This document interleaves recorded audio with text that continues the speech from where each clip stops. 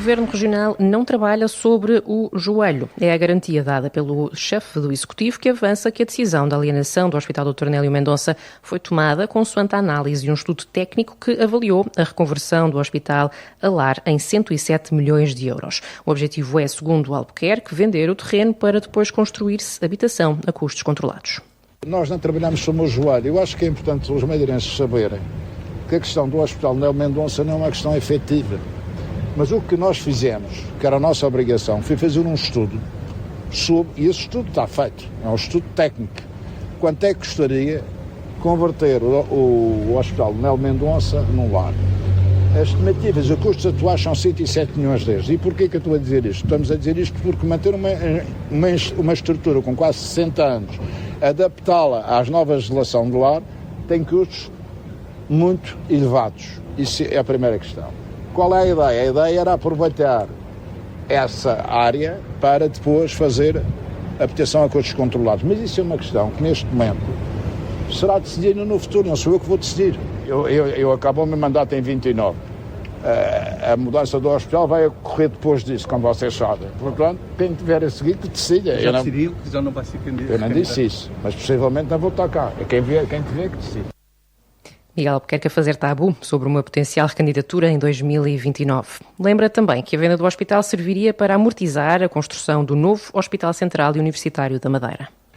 O que está definido numa resolução do Conselho de Ministros do tempo do Primeiro-Ministro António Costa, está no Conselho de Ministros, é que essa venda ou essa afetação, uma vez vendida, seria para amortizar o pagamento do novo hospital. É preciso lembrar que a cota parte da Madeira, que os madeirenses vão pagar, o dinheiro não é do Governo. O dinheiro dos contribuintes somos todos nós. Nós temos que pagar, nós, a região, os contribuintes da região vão ter que pagar a sua cota parte do novo hospital. Nós temos que olhar para o futuro. E isso vai ser superior, com certeza, a 250 milhões de euros. Portanto, se nós conseguirmos ter receitas para afetar ao pagamento do novo hospital, eu acho que tem toda a lógica do ponto de vista financeiro. Garante que não está arrependido de ter confirmado a futura venda do hospital porque fala a verdade. Eu não estou arrependido, porque eu acho que as pessoas... Eu não sou um político que tenha medo de dizer a realidade às pessoas o que é que está... Eu acho que as pessoas têm que saber a realidade. As pessoas começam a pôr coisas na internet contra mim, não sei. Eu não tenho esse problema, porque eu acho que hoje em dia o problema dos políticos é nem dizer a verdade e camuflar a verdade para agradar às pessoas. Ou é melhor, eu podia dizer uma coisa muito simples, vamos fazer ali vamos pegar no edifício do hospital e no dia seguinte, um dia que o hospital esteja desativado, um prédio com 60 e tal anos, metemos as pessoas lá dentro tipo gado e o assunto está resolvido. Isto não é assim. O presidente do Governo Regional falava à margem de uma visita às obras do novo lar e creche da Ponta Delgada. Na ocasião, reconheceu que o prazo imposto pelo PRR é particularmente exigente, mas garante a execução de mais de 500 vagas em lares. Tem que ficar concluída. Estes prazos do PRR são muito difíceis de cumprir e nós temos feito um esforço, e as instituições, no sentido de garantirmos que as obras estão concluídas e executadas dentro desse prazo. Nós vamos concluir o programa. O meu mandato, a minha ideia é ultrapassar as 700 vagas, remodeladas e novas. No quadro do PRR, neste momento, temos a execução para 500 e tal vagas. E o que vou acrescentar, só a do Carmo, com mais 160 camas. Nós agora tivemos, por exemplo, lá em cima, com o Padre Bernardinho, a ideia, fizemos um aumento de mais 20 camas, alargando a capacidade e a parte funcional das estruturas, porque o que nós temos que entender neste momento é que é fundamental que as instituições tenham mais camas disponíveis. A dificuldade em encontrar empresas de construção civil disponíveis e o aumento acentuado dos preços dos materiais são apontados como fatores a ter em consideração no cumprimento destes prazos do PRR. Enquanto em Portugal continental foram registadas 2.800 ocorrências e 2 mortes consequência da passagem da tempestade Christine pela região, é a depressão Joseph que está a impactar o território. A forte agitação marítima causou estragos significativos na freguesia do Paulo do Mar, concelho da Calheta. Em declarações ao Diário, no momento em que chegava ao local, o presidente da Junta, Paulo Rodrigues, conseguia apenas confirmar que o mar chegou a algumas habitações localizadas junto à orla costeira. Neste momento não consigo dar muita informação, estou a chegar agora, mas sei que tenho relatos de pessoas que me ligaram a pedir ajuda, que entrou na zona do barco onde está frente ao mar, em 2 blocos frente ao mar. Por agora, a situação que conheço é que entrou mesmo dentro das casas de algumas pessoas. Agora estou a chegar ao local para ver a situação. Para além de atingir habitações, a violência da água do mar com ondas com vários metros de altura que galgaram o cais do Polo do Mar provocou danos numa embarcação que se encontrava atracada e também numa viatura que estava estacionada nas imediações. A depressão de Joseph atingiu a Madeira com violência, obrigando a encerrar acessos no litoral, complicando a navegação e causando estragos também em terra. O caso mais flagrante é o da secular Capela da Nossa Senhora da Vida, na Farjã do Mar, que após 3 derrocadas, em apenas 3 semanas, corre risco iminente de colapso. O Governo está a estudar a sua transladação, enquanto a Câmara Municipal da Calheta procura terrenos adequados para a eventual reconstrução. Entretanto, foi ativado um plano de emergência para salvar o recheio da capela, que já está totalmente condicionado. O aviso laranja do Instituto Português do Mar e da Atmosfera para a agitação marítima prolonga-se até às 3 da manhã de amanhã, quinta-feira, para a costa norte da Madeira e também para o Porto Santo. Prevê ondas de noroeste com 5 a 6 metros, podendo atingir os 12 da altura máxima. Para a parte oeste da costa sul, o aviso é amarelo até às 6 da manhã de quinta-feira. As autoridades deixam avisos sérios à população que evitem a pesca, os passeios à beira-mar e que não arrisquem a vida por uma fotografia. Brício Araújo está desapontado com o debate de ontem entre os candidatos presidenciais. O deputado do PSD, na intervenção política semanal na Assembleia Regional, lamentou que Seguro e Ventura não tenham abordado as questões que dizem respeito às autonomias. Mais importante que o jogo político dos apoios é colocar o foco no debate dos temas fundamentais que devem ocupar e preocupar o futuro Presidente da República. Saber o que pensam e o que pretendem os 2 candidatos relativamente às matérias que são da sua competência. A Constituição da República Portuguesa faz o Presidente da República jurar, e passo a citar, defender, cumprir e fazer cumprir a Constituição. Ontem, debate entre os 2 principais candidatos.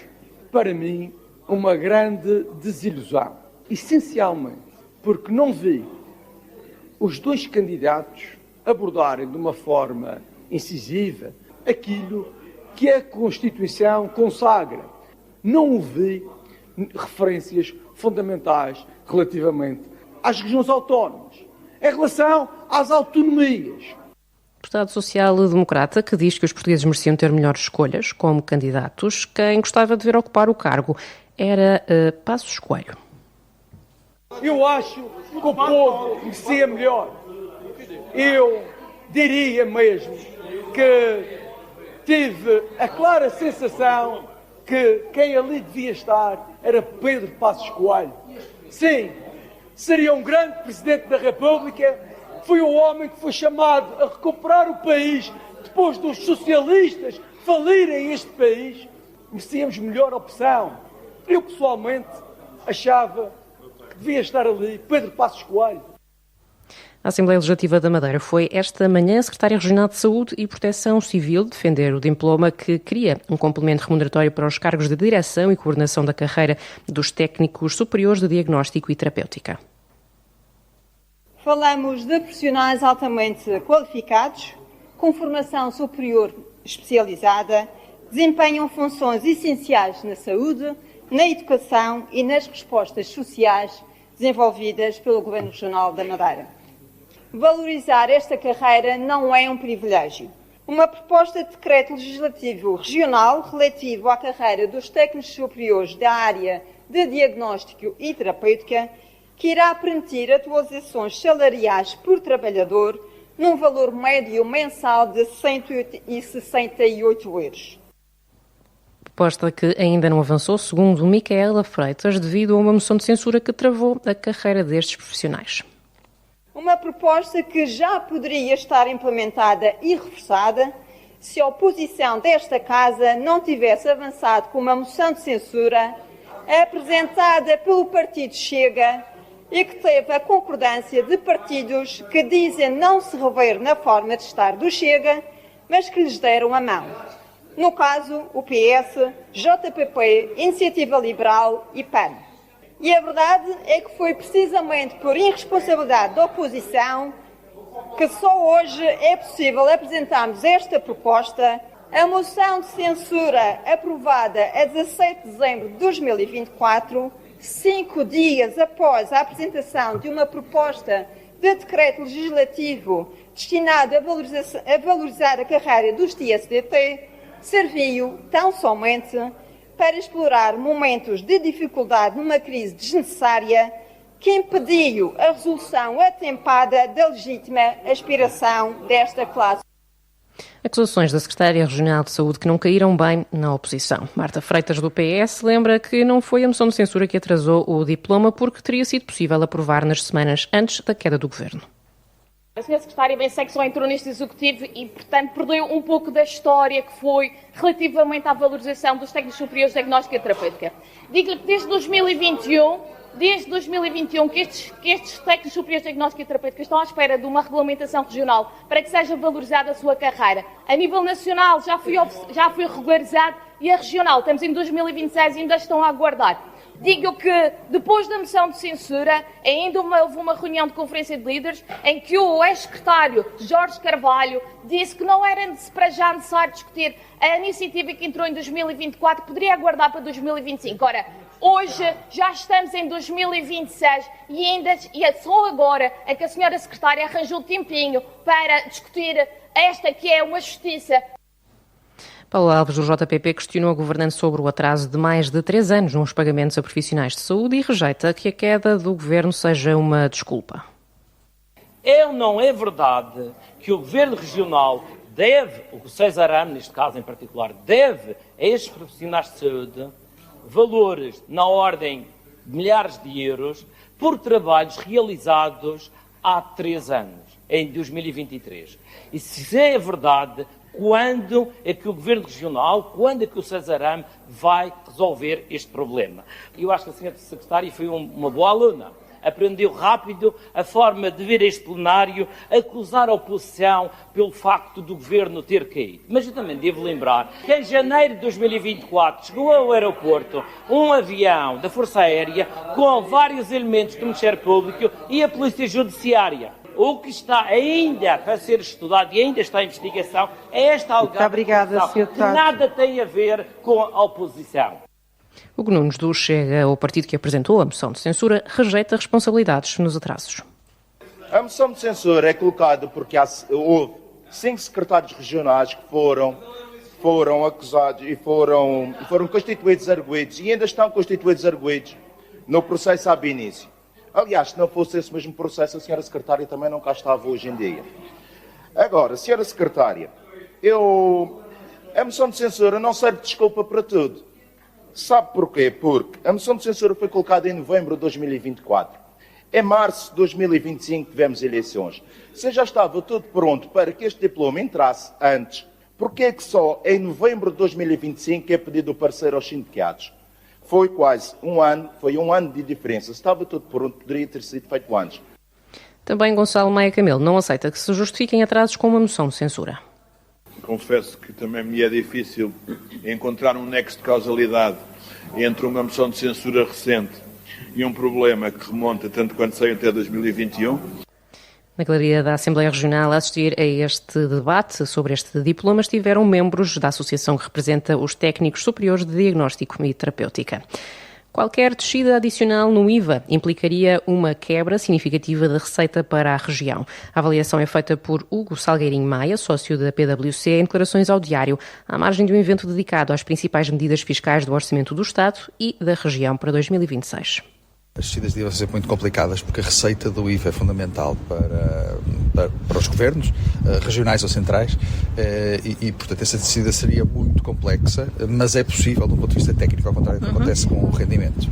Estamos a falar de uma descida até quando? Seria os 30% da taxa do continente. Portanto, neste momento a Madeira estará com uma taxa de 22%, eu diria, assim de cabeça, ir até aos 18%, eventualmente, da taxa normal. Depois temos a taxa intermédia e a taxa reduzida. A tributação indireta tem um efeito muito interessante do ponto de vista de receita.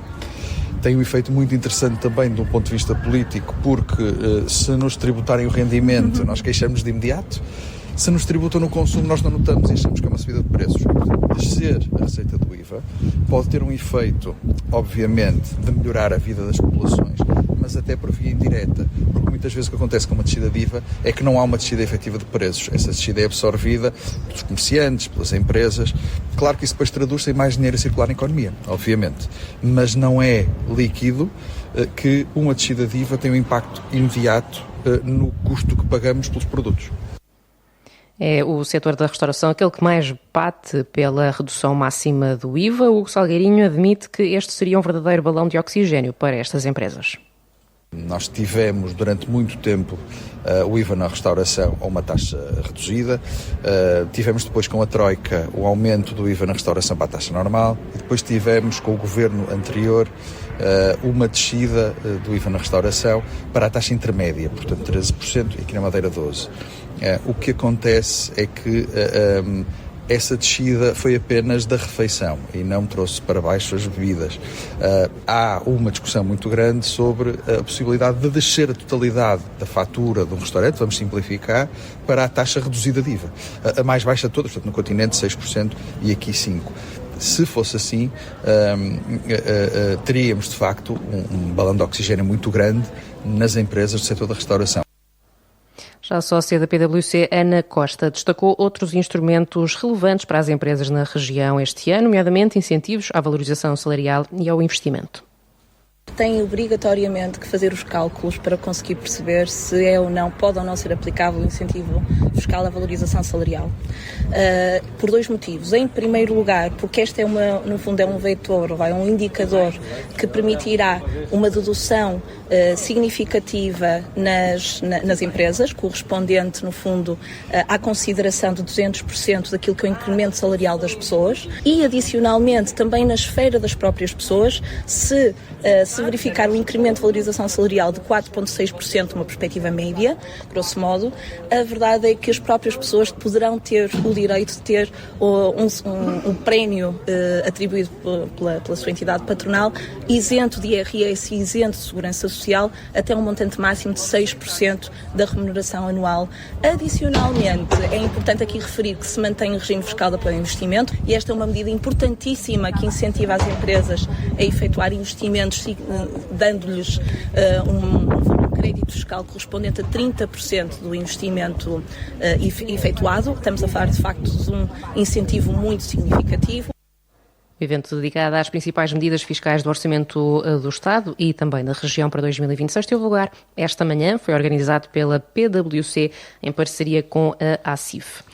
Não um, mas 2 cortejos alegóricos da flor em 2026. A decisão foi anunciada ontem pela Secretaria Regional de Turismo, Ambiente e Cultura, que informou que a partir deste ano o Cortejo da Flor realizar-se-á em 2 domingos. Este ano é a 3 e a 17 de maio. A decisão está integrada no objetivo de melhoria da experiência de quem nos visita, prevista no programa Upgrade, visando contribuir para a dignificação do cortejo e dos seus participantes, bem como para melhores condições de acompanhamento por parte do público.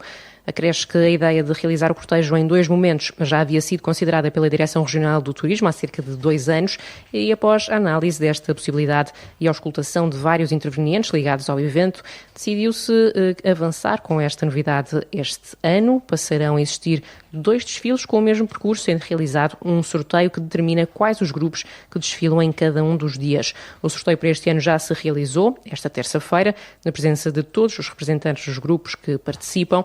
A 3 de maio desfilam a Animados, Geringonça, Caneca Furada, Nuvem de Afetos, Rosa Flor e Tramas e Enredos. Já a 17 é a vez do Império da Ilha, Batucada do Madeira, Fitness Team, João dos Santos Encarnação Mendes, Maria Isabel Gomes Melo Borges de Castro, Palco de Emoções e Poeira de Enigmas. Os grupos poderão, contudo, trocar entre si o momento da atuação, caso cheguem a acordo e com o conhecimento da Direção Regional de Turismo.